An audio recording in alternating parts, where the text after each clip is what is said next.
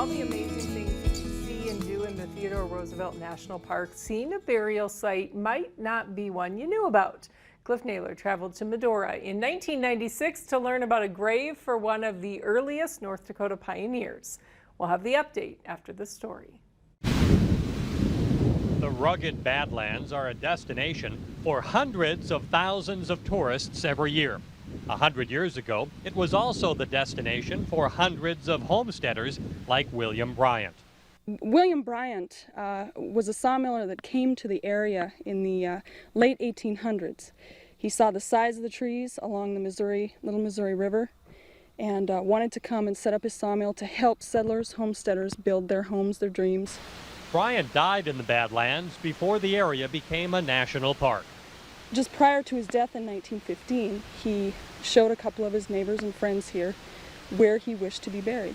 And it was right in this location and just, in fact, within viewing distance of his shack. The view from Bryant's final resting place is spectacular. His gravesite rests beneath a very large and looming Badlands butte here in the park.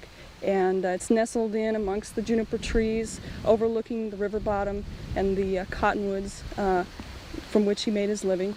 Bryant's cousin was the famous American poet William Cullen Bryant.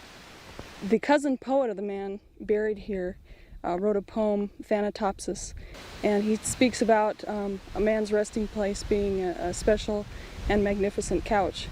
And certainly William Bryant, his cousin buried here, has that from where he rests. When Bryant was buried here over 80 years ago, this area of the Badlands was almost impossible to get to.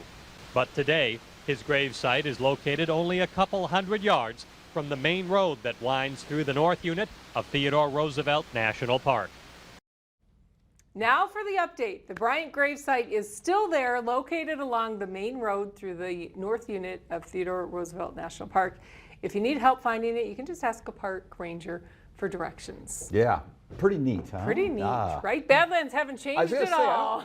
Maybe a little bit more erosion, but yeah, probably not. Probably not, no.